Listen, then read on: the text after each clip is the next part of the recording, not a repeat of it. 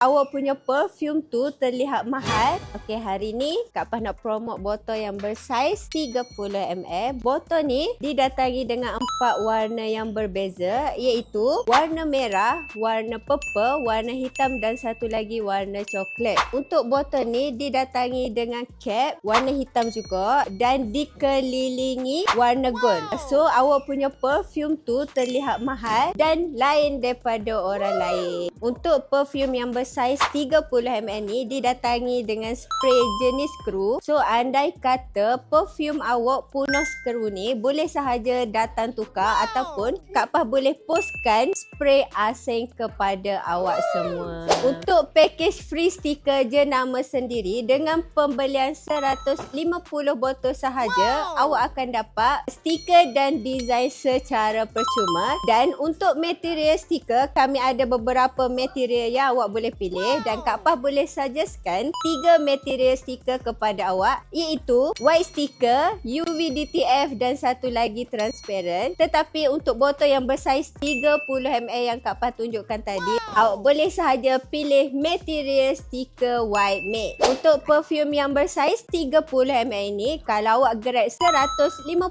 botol, awak akan dapat dengan harga RM14 sahaja sebotol. Dan untuk pilihan wangian pula, dekat NKH Perfume Maker ni kami ada lebih kurang 900 jenis wangian. Kalau awak nak pilih wangian yang awak nak, boleh sahaja datang ke NKH, ataupun kalau awak nak tester pun boleh, tiada masalah. So kalau awak berminat dengan package yang Kak Pah tawarkan kepada awak, awak boleh sahaja datang ke NKH Perfume Maker. Ingat tahu, Kak Pah tunggu sangat-sangat. Awak mari, awak lambat, awak rugi.